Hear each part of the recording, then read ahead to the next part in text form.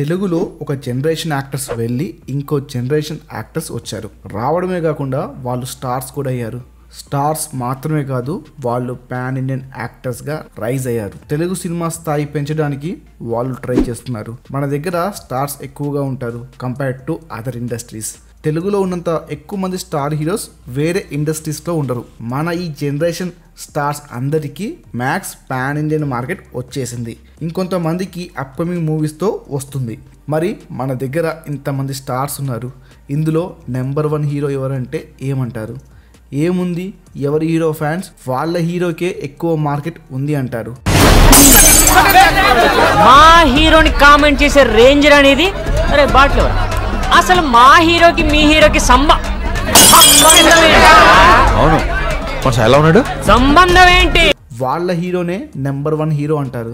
నిజంగా ప్రజెంట్ ఏ యాక్టర్ తెలుగులో number 1 hero అనేది ఈ వీడియో ఎండ్ వరకు చూడండి, మీకే క్లారిటీ వస్తుంది. అంతేకాకుండా మన తెలుగు మార్కెట్లో ఏ హీరోకి ఎక్కువ మార్కెట్ ఉంది, అండ్ బయట అంటే నార్త్ ఇండియాలో ఏ యాక్టర్కి ఎక్కువ మార్కెట్ ఉంది, వరల్డ్ వైడ్గా ఏ యాక్టర్కి ఎక్కువ మార్కెట్ ఉంది, ఇలా డిఫరెంట్ కేటగిరీస్గా ఈ వీడియోలో మాట్లాడుకుందాం. ప్రజెంట్ ఉన్న యాక్టర్సే కాదు, ఫ్యూచర్లో వేరే ఏ యాక్టర్స్ స్టార్స్గా రైజ్ అవుతారు ఈ వీడియోలో చెప్తాను.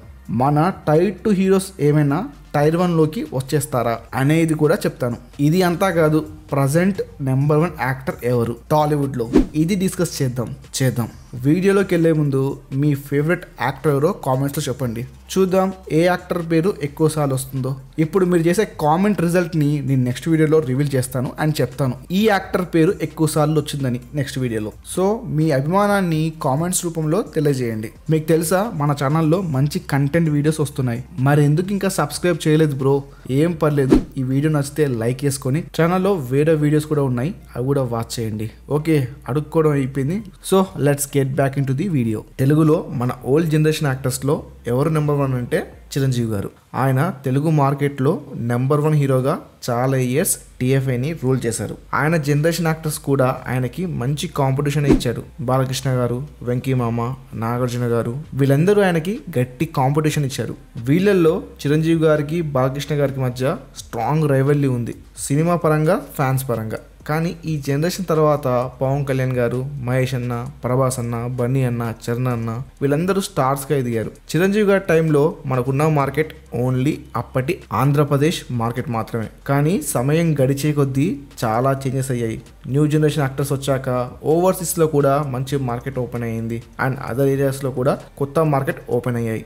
ఈ ప్రాసెస్లో మహేష్, ప్రభాస్, బన్నీ, చరణ్ వీళ్ళందరూ స్టార్స్గా రేజ్ అయ్యారు. కానీ మన యాక్టర్స్ మార్కెట్ నెక్స్ట్ లెవెల్లో పెరగడానికి కారణం రాజమౌళి గారు.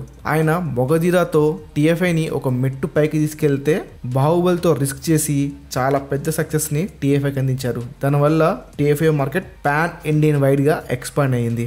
ఇప్పుడు టీఎఫ్ఐ మార్కెట్ పాన్ ఇండియన్ వైడ్గా పెరగడానికి కారణం ఎస్ఎస్ రాజమౌళి గారే. అలానే ముఖ్యంగా మన ప్రభాస్ అన్న బాహుబలితో పాన్ ఇండియన్ యాక్టర్గా స్టార్ అయ్యాడు. ఇండియన్ వైడ్గా పెద్ద మార్కెట్ని సంపాదించుకున్నాడు. Before Baahubali Telugu actors market అంటే ఓన్లీ తెలుగు స్టేట్సే. కానీ బాహుబలి వచ్చి ఒక పెద్ద డోర్ని ఓపెన్ చేసింది. సో దాంతో మన వాళ్ళు పాన్ ఇండియన్ సినిమాలు చేయడం స్టార్ట్ చేశారు. బాహుబలికి ముందు తెలుగులో నెంబర్ 1 హీరో కాంపిటీషన్ అనేది ఆఫ్టర్ చిరంజీవి గారు రాజకీయాల్లోకి వెళ్ళిన తర్వాత మహేష్ అన్న, పవన్ కళ్యాణ్ గారి మధ్య ఉండేది.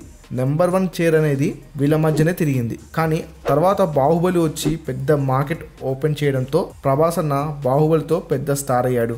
వరల్డ్ వైడ్గా హ్యూజ్ మార్కెట్ని గెయిన్ చేసి సాలిడ్ మార్కెట్ని అయితే పొందాడు. అప్పటి వరకు ఉన్న నెంబర్ 1 కాంపిటీషన్లో ప్రభాస్ అన్న సాలిడ్గా ఎంట్రీ ఇచ్చాడు. ఆ తర్వాత బన్నీ కూడా పుష్పతో పాన్ ఇండియన్ సినిమా చేశాడు. ఇనిషియల్గా అయితే వెరీ బ్యాడ్ టాక్తో వచ్చిన నార్త్ ఆడియన్స్ సినిమాకి మంచి రెస్పాన్స్ ఇవ్వడంతో వాళ్ళకి బాగా నచ్చడం వల్ల పాన్ ఇండియన్ వైడ్గా పెద్ద సక్సెస్ని చూసింది. ఇక్కడితో బన్నీ కూడా పాన్ ఇండియన్ స్టార్ అయ్యాడు. మంచి నార్త్ మార్కెట్ని కూడా పెంచుకున్నాడు.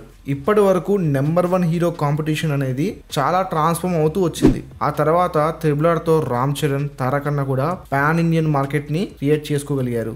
అగైన్ దేవరాతో తారక్ అన్న మంచి హిట్ని డెలివర్ చేశారు. బట్ చరణ్ అన్న గేమ్ చేంజర్తో సక్సెస్ని చూడలేకపోయినా బట్ రామ్ చరణ్కి నార్త్లో కూడా మంచి మార్కెట్ ఉంది. సో ఇప్పుడు మన యాక్టర్స్ ఈ ఫిలిమ్స్ వల్ల వాళ్ళ మార్కెట్ని ఎక్స్పాండ్ చేసుకున్నారు.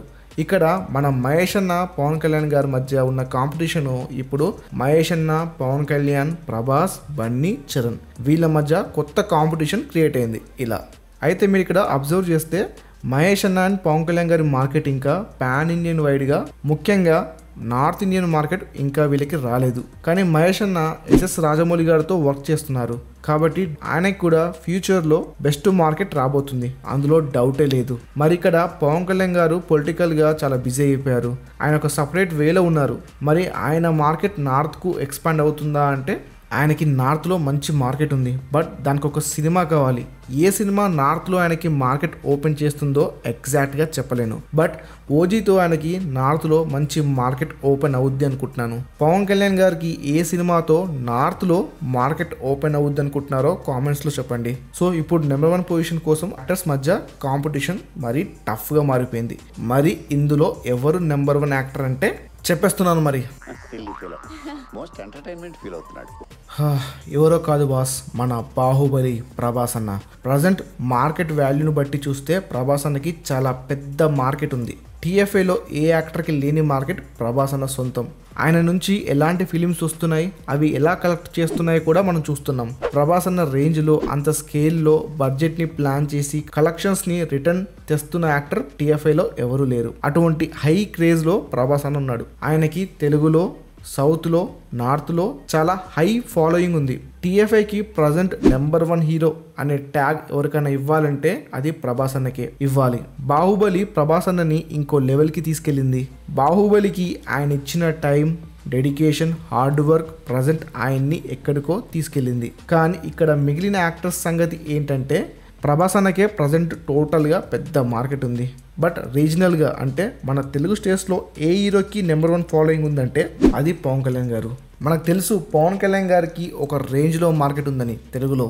ఆయనకి ఏ రేంజ్లో ఫ్యాన్స్ ఉన్నారో కూడా మనకు తెలుసు. ఆయనకి గ్రౌండ్ లెవెల్లో ఫ్యాన్స్ ఉన్నారు, అది మనం ఎన్నోసార్లు చూసాం. తెలుగు ఇండస్ట్రీలో, తెలుగు స్టేట్స్లో హ్యూజ్ ఫాలోయింగ్ ఉన్న యాక్టర్ ఎవరంటే అది పవన్ కళ్యాణ్ గారే. ఇది మనం ఒప్పుకోవాల్సిన విషయం. ఒక్కో హీరోకి ఒక్కో స్ట్రాంగ్ జోన్ ఉంటుంది.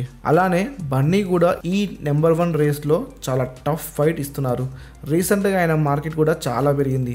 ఆల్మోస్ట్ బాహుబలి 2 రికార్డ్స్ని ఆయన బ్రేక్ చేసేదాకా వెళ్ళాడు. జస్ట్ ఎడ్జ్లో మిస్ అయింది పుష్ప ధీరులతో.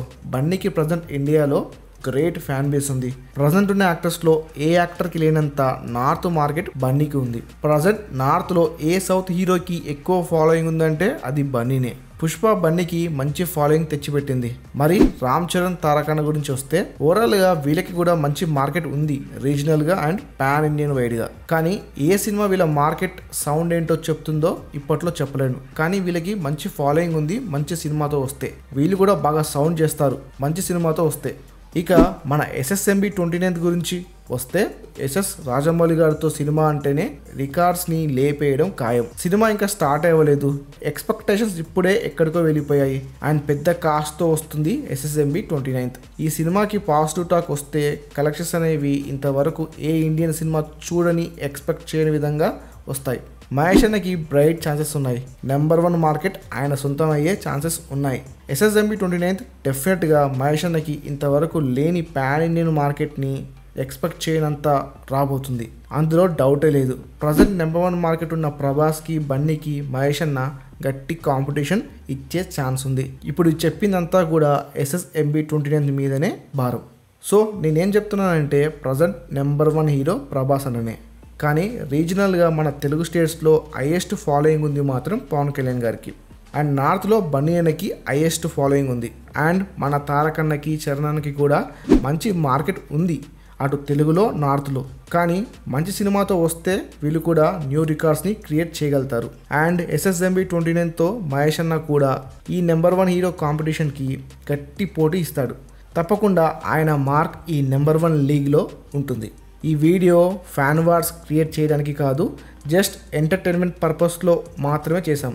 అండ్ నేను చెప్పింది నిజమని అనడం లేదు, ఇది జస్ట్ నా అభిప్రాయం మాత్రమే, నా పాయింట్ ఆఫ్ వ్యూ మాత్రమే. అంతేగాని ఏ హీరోని తక్కువ చేయాలని కాదు, ఏ హీరో ఫ్యాన్స్ని హట్ చేయాలని కాదు. ఒకవేళ ఏ హీరో ఫ్యాన్స్ అన్న హట్ అయితే ఐఎమ్ వెరీ సారీ. అండ్ ఫ్యూచర్లో ఈ నెంబర్ 1 లీగ్లో ఎవరు అయినా వస్తారంటే మేబీ నాని, విజయ్ దేవరకొండ ఈ లీగ్లోకి వచ్చే ఛాన్సెస్ ఉన్నాయి. వీళ్ళు ఈ లీగ్లోకి ఎంటర్ అవ్వచ్చు. అండ్ టైర్ 2 యాక్టర్స్లో ఎవరు టైర్ 1లోకి వస్తారంటే అగైన్ నానికి విజయ్ దేవరకొండకి మంచి ఛాన్సెస్ ఉన్నాయి. సో ఇది మా వీడియో. ఈ వీడియో మీకు నచ్చింది అనుకుంటున్నాను. ఫ్యాన్ వార్స్ వద్దమ్మా, మన హీరో సినిమా నచ్చితే గర్వంగా మాట్లాడదాం, అవతల హీరో సినిమా కూడా బాగుంటే గౌరవంగా మాట్లాడదాం. ఇలా ఉంటే అందరూ బాగుంటారు, అన్ని సినిమాలు బాగుంటాయి. ఈ వీడియో నచ్చితే లైక్ చేసి మీ ఫేవరెట్ యాక్టర్ ఎవరో కామెంట్స్లో చెప్పండి. ఇంకా బాగా ఈ వీడియో నచ్చితే షేర్ చేయండి. ఇంతే వీడియో. Thanks for watching.